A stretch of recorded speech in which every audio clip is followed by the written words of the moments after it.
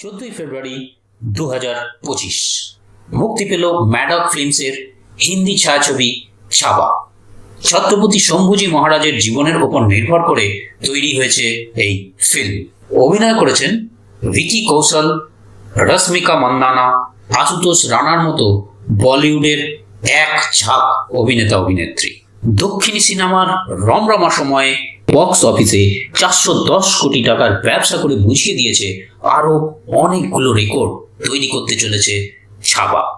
Cinema হলের থেকে চোখ মুছতে মুছতে কাঁদতে কাঁদতে বেরিয়ে আসা দর্শকদের জিজ্ঞাসা করলে উত্তর পাওয়া যাচ্ছে যে ঔরঙ্গজেবের ক্রূরতা দেখে প্রচন্ড রাগ হচ্ছে তাদের। কেউ কেউ তো হাতে যা আছে তাই দিয়ে ঔরঙ্গজেবকে ছুঁড়ে মারার চেষ্টা পর্যন্ত করেছেন। আপনি কি কখনো এমন পর্দায় দেখা ঔরঙ্গজেবকে দেখে মনে করেছেন যে এটা সত্যিকারের ঔরঙ্গজেব নন? সেই ক্রূরতা, সেই ধূর্ততা যা তার চোখ আর দাঁত চেপে চেপে কথার মধ্যে দিয়ে ফুটে উঠেছে। এক এক সময় মনে হচ্ছে হাতের সামনে পেলে মেরেই ফেলতাম বেটাকে। যাই হোক, আসলে এটাই অভিনয়ের দক্ষতা। আপনি বুঝতেই পারবেন না যে এটা অভিনয়, মনে হবে আপনাকে যেন নিয়ে গেছে সেই মোগল আমলে। এই ঔরঙ্গজেবের চরিত্রে অভিনয় করেছেন রূপলী পর্দার নায়ক অক্ষয় খান্না। এই অক্ষয় খান্নার জন্ম মুম্বাইয়ে 28 মার্চ 1975 সালে। পিতা বিখ্যাত বলিউড অভিনেতা বিনোদ খান্না এবং মাতার নাম গীতাঞ্জলি তালেয়ার। 1997 সালে মাত্র 22 বছর বয়সে প্রথম হিন্দি ফিল্ম হিমালয় পুত্র দিয়ে কেরিয়ার শুরু করেন অক্ষয় খান্না।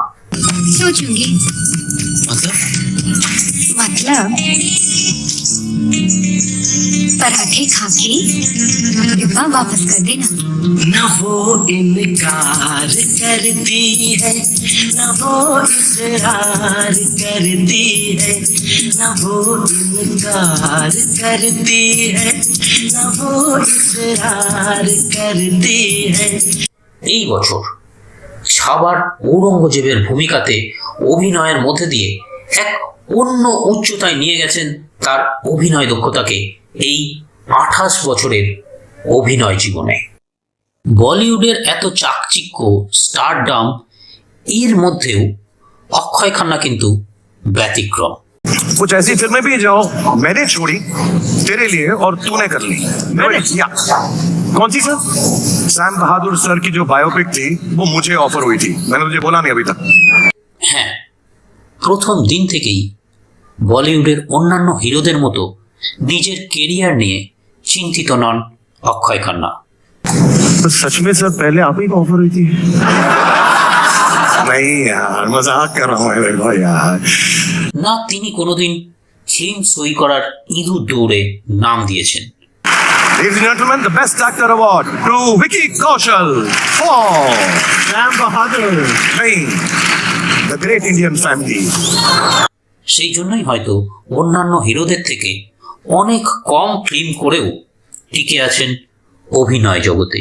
এক সাক্ষাৎকারে অক্ষয় অকপটে স্বীকার করেন, আমি পড়াশোনা তেমনভাবে করিনি, কারণ আমার ছোট থেকেই লক্ষ্য ছিল অভিনেতা হওয়ার। I'm not very well educated, or I wasn't very focused on academics. No. অবশ্যই ছোটবেলা থেকে বাবা বিনোদ খান্নাকে সিনেমার পর্দায় দেখে এই রকম ভাবা খুবই স্বাভাবিক। কিন্তু অন্যান্য স্টার কিডদের মতো অক্ষয় খান্নার ছোটবেলা কিন্তু সুখের ছিল না। 80 দশকের শুরুর দিকে বিনোদ খান্না তার প্রথম স্ত্রী ও 2 সন্তানকে ছেড়ে আমেরিকায় রজনীশের আশ্রমে চলে যান। এর ফলে রাহুল ও অক্ষয় তার মায়ের কাছে থেকেই জীবনযুদ্ধ চালিয়ে যান। 1985 সালে বিনোদ খান্না ও গীতাঞ্জলি তালেয়ারের মধ্যে পাকাপাকিভাবে বিবাহ বিচ্ছেদ হয়ে যায়। 2 ভাই রাহুল ও অক্ষয় খুব ভালো অভিনেতা। রাহুল 1998 সালে তার প্রথম হিন্দি ফিল্ম 1947 আর্থে অভিনয় করেন আমির খানের সাথে, এবং অক্ষয় তার 1 বছর আগে 1997 সালে তার প্রথম সিনেমা করেছিলেন হিমালয় পুত্র, যা বক্স অফিসে তেমন সাফল্য না পেলেও দুই ভাই তাদের প্রথম সিনেমাতে ডেবিউ অ্যাক্টরের ফিল্মফেয়ার অ্যাওয়ার্ড পান। আগেই বললাম রাহুলের 1947 আর্থ জনগণের প্রশংসা পেলেও অক্ষয়ের হিমালয় পুত্র বক্স অফিসে মুখ থুবড়ে পড়ে, যদিও ওই একই বছরে মুক্তি পাওয়া তার দ্বিতীয় সিনেমা বর্ডার সুপার ডুপার হিট হয় এবং অক্ষয়কে এই ফিল্মে তার লেফটেন্যান্ট ধরমবীর সিং চরিত্রে অভিনয়ের জন্য সবাই প্রশংসা করেন। तुम्हारे पिताजी 1965 की लड़ाई में शहीद हुए थे ना? फौज में जो थे। क्या तुम सचमुच समझते हो कि हिंदुस्तानी फौज तुम्हारे पिताजी की मौत की जिम्मेदार थी? हाँ, कि वतन की मोहब्बत ही उनकी जिंदगी की सबसे बड़ी मोहब्बत थी। और उस मोहब्बत के जोश में अपने बेटे को इस वर्दी की जंजीर पहना गए। हाथ में बंदूक थमा दी कि सामने वाले फौजी को गोली से उड़ा दो। वो फौजी जो मेरी तरह किसी माँ का बच्चा है, जिसको मैंने जिंदगी में कभी नहीं देखा, जिसने मेरा कुछ नहीं बिगाड़ा, जिसका नाम तक मैं नहीं जानता। इसलिए कि अगर तुम उसे नहीं मारोगे तो वो तुम्हें जान से मार डालेगा। এরপর একে একে অনেকগুলো ফিল্মে কাজ করেন অক্ষয় খান্না, যার মধ্যে উল্লেখযোগ্য হল মোহব্বত, कुछ ना छुपाना सारी बात कहना, कुछ ना छुपाना सारी बात कहना, ना ना ना ना ना ना आज मिलना। Good morning.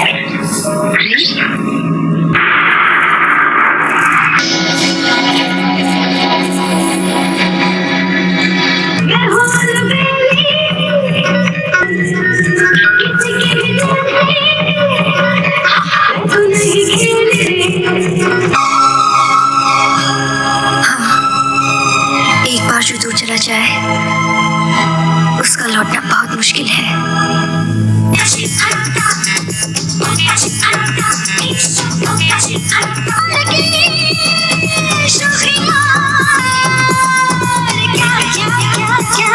বর্ডারের পরে অনেকগুলো ফিল্ম করলেও 1999 সালে সুভাষ ঘায়ের তাল আবার বক্স অফিসে সফল হয়। এর মাঝে অক্ষয় খান্নার চুলের প্রবলেম দেখা যায়। একজন বলিউড হিরোর জীবনে চুল ঝরা এক বিরাট বিপর্যয় নিয়ে আসে। যে জগতে গ্ল্যামারই সব, সেই জগতে টেকো হিরো এক অসম্ভব ব্যাপার। যদি না সিনেমার গল্পের প্রয়োজনে টাকের দরকার হয়, যেমন বালা, উজরা চমন বা গন কেসের মতো।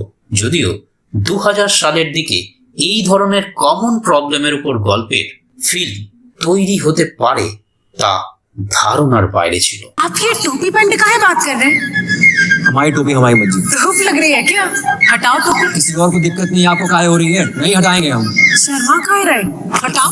এই চুল ঝরার সমস্যা যে শুধু কেরিয়ারে ছাপ ফেলেছিল তাই নয়, বলিউডে কান পাতলে ফিস ফিস করে শোনা যায় ওই সময় অক্ষয় খান্নার সাথে এক এক করে 4 জন হিরোইনের বিয়ের প্রস্তাবেও চুল পড়ে যায়। মানে আশায় জল ঢেলে দেয় তার এই চুলের সমস্যা। এরপর থেকে অক্ষয় খান্না নিজের জীবনকে বলিউডের চাকচিক্য থেকে অনেক অনেক দূরে নিয়ে চলে যান। আশ্চর্যের ব্যাপার হলো এদের দুই ভাই রাহুল ও অক্ষয় দুজনেই বিয়ে করেননি এবং হিন্দি সিনেমার চাকচিক্য থেকে দূরে থাকতে দুজনাই পছন্দ করেন। রাহুল খান্না তো আমেরিকাতে সেটেল হয়ে গেছেন নিজের ব্যবসা নিয়ে, যেখানে অক্ষয় খান্না মাঝে মাঝে বেশ কিছু দিনের জন্য হঠাৎ হঠাৎ হারিয়ে যান। যেমন 2012 থেকে 2016 পর্যন্ত একটা সিনেমাতেও তাকে দেখা যায়নি। আচ্ছা, এই দুই ভাইয়ের এই রকম লাইফস্টাইলের জন্য কি অভিনেতা বিনোদ খান্না কিছুটা দায়ী নন? আসুন একটু বিনোদ খান্নার ছন্নছাড়া জীবনের কিছু ব্যাপার জেনে নিই। 70-এর দশকে সুঠাম শরীরের অধিকারী বিনোদ খান্না যখন বলিউডে পা রাখলেন, তখন ধর্মেন্দ্র, জিতেন্দ্র, বিনোদ মেহরার মতো সুদর্শন হিরোরা যেমন ছিলেন, তেমনি অমিতাভ বচ্চন, শত্রুঘ্ন সিনহার মতো অ্যাংরি ম্যানেদেরও রমরমা। তার মধ্যে বিনোদ খান্না নিজের একটা জায়গা করে নিয়েছিলেন। এমনকি একটা সময় তাকে অমিতাভ বচ্চনের থেকেও স্টারডাম বেশি ভাবা হতো। কিন্তু 1982 সালে রজনীশের আশ্রমে গিয়ে অভিনয় জগৎ থেকে বিচ্ছিন্ন হয়ে যান। দীর্ঘ 5 বছর সিনেমা জগৎ ও সংসারের থেকে সম্পূর্ণ আলাদা হয়ে গিয়ে তার কেরিয়ার এবং সংসার দুটোই নষ্ট করে ফেলেন। 1985 সালে ডিভোর্সের ফলে মাত্র 10 বছরের অক্ষয় ও 13 বছরের রাহুলের থেকে তাদের বাবা বিনোদ খান্না মানসিকভাবে অনেক দূরে চলে যান। পরে 1987 সালে বিনোদ খান্না আবার ভারতবর্ষে ফিরে আসেন এবং হিন্দি সিনেমাতে নতুন করে অভিনয় জীবন শুরু করেন। कोई बात बिगड़ जाए, जब कोई मुश्किल पड़ जाए, तुम देना साथ मेरा ओ हमनवा। অক্ষয়ের জীবনে হয়তো এগুলোর কিছু সুদূর প্রসারী ফল দেখা যায়। যদিও অক্ষয়ের প্রথম ফিল্ম হিমালয় পুত্র বিনোদ খান্নার প্রযোজনাতেই সম্পন্ন হয়, বাকি বড় বড় স্টারের মতো বিনোদ খান্নাও এই ফিল্ম নিজে প্রমোট করেন। 1999 সালে করিশ্মা কাপুরের সাথে দিবানা তেরে নাম কা বলে এক ফিল্ম সই করেন অক্ষয় খান্না এবং একটা ভালো লাগার সম্পর্ক তৈরি হয় করিশ্মার সাথে। এই সময় মোট 4টি ফিল্মে করিশ্মা কাপুরের সাথে সই করলেও একটাও ফিল্ম সম্পূর্ণ হয়নি। শোনা যায় এগুলো অক্ষয় খান্নার চুলের সমস্যার কারণেই আর এগোতে পারেনি। তার সাথে থেমে যায় করিশ্মার সাথে তার গড়ে ওঠা মধুর সম্পর্ক। এই সময়টায় অক্ষয় খান্নার বেশ একটা কঠিন সময় যায়। বেশ কিছুদিন তিনি কোনো রকম ফিল্ম করেননি, নিজেকে এই জগৎ থেকে অনেকটা দূরে সরিয়ে রাখেন, তৈরি হন পরবর্তী দিনগুলোর জন্য। একটা গ্যাপের পরে 2001 সালে মুক্তি পেল দিল চাহতা হ্যায়, যেখানে আমরা দেখলাম আমির খান সাইফ আলী খানের সাথে ছোট ছোট চুলের অক্ষয় খান্নাকে সমান তালে অভিনয় করতে। এরপর কখনো আর অক্ষয় খান্নাকে পিছনে ফিরে তাকাতে হয়নি, কারণ নিজের অরিজিনাল লুক নিয়ে অভিনয় করাটা অভ্যাসে পরিণত করে নিয়েছিলেন তিনি। সাথে ছিল তার অভিনয় দক্ষতা। এখান থেকে তার অভিনয়ের মধ্যে গভীরতা ও সেলফ কনফিডেন্স লক্ষ্য করা যায়, যা 50-এর দোরগোড়ায় দাঁড়িয়ে ছাবা সিনেমার ঔরঙ্গজেবের অভিনয়ে আরো স্পষ্ট হয়ে উঠেছে। বন্ধুরা, আজকের মতো এই ভিডিও এখানেই শেষ করছি। অক্ষয় খান্নার সাফল্য আমাদের রাস্তা দেখায়। আমরা তার অভিনয় জীবন থেকে বুঝতে পারি যে কাজটা উনি করেছেন সেটাতেই সম্পূর্ণ নিংড়ে নিজেকে দেওয়ার চেষ্টা করেছেন। ছোটবেলা থেকে অনেক রকম অসুবিধার সম্মুখীন হলেও তাদেরকে জয় করার এক আদম্য ইচ্ছা নিয়ে এগিয়ে চলেছেন। আমার আন্তরিক শুভেচ্ছা অক্ষয় খান্নার জন্য। আপনারাও ভালো থাকবেন। ভিডিও ভালো লাগলে লাইক করবেন, যদি মনে হয় কমেন্ট করে জানাবেন কেমন লাগলো। যাওয়ার আগে সময় দেওয়ার জন্য অসংখ্য ধন্যবাদ। সাবস্ক্রাইব করতে ভুলবেন না। নমস্কার। I think it was more observing my father because I spent a lot of time with him as a kid, going to work with him, myself being able to do anything else other than be an actor.